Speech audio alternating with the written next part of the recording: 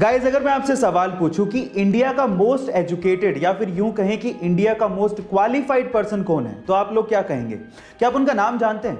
चलिए मैं बताता हूं। महाराष्ट्र के श्रीकांत जिचकार जी को इंडिया का मोस्ट क्वालिफाइड पर्सन कहा जाता है। अब ऐसा क्यों? क्योंकि वो आईएएस एंड आईपीएस क्वालिफाइड थे और उसके अलावा डॉक्टर और एडवोकेट जैसी 20 डिग्रियां उन्होंने 42 यूनिवर्सिटी एग्जाम्स देके हासिल की थी।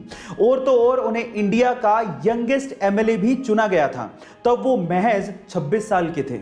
गाइस, 2004 में उनका देहांत हो गया, लेकिन आज भी उनका नाम शान से लिया जाता है। गाइस, उनका नाम याद रखिएगा, श्रीकांत जिचकार। गाइस, अगर आपको भी ये लगता है कि ऑर्गेनिक फूड पेस्टिसाइड फ्री होते हैं और उसकी वजह से वो ज़्यादा हेल्दी होते हैं और नॉर्मल फूड इतने ज़्यादा हेल्दी नहीं होते as compared to organic food, तो आप लोग गलत सोचते हैं।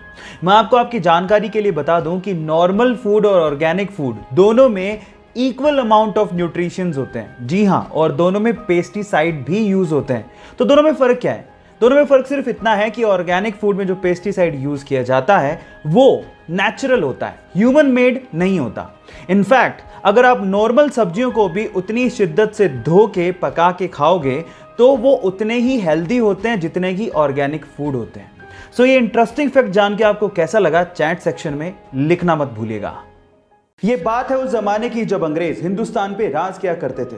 तब जमशेदजी टाटा मुंबई के वॉटसन होटल पहुंचे, लेकिन उन्हें होटल के अंदर जाने ही नहीं दिया गया क्योंकि वो होटल स्पेशली यूरोपियंस के लिए बनवाया गया था। यहां तक तो ठीक था, लेकिन उस होटल के गेट पे जो लिखा था उसे पढ़ के जमशेदजी टाटा जी को बहुत बुरा लगा।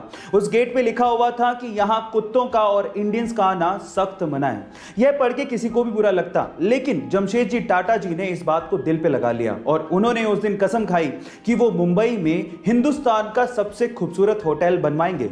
और 16 दिसंबर 1903 को उन्होंने ताजमहल पैलेस, जिसे ताज होटल भी कहते हैं, उसको बनवाया और उसके बाद ताज होटल्स की नींव रखी।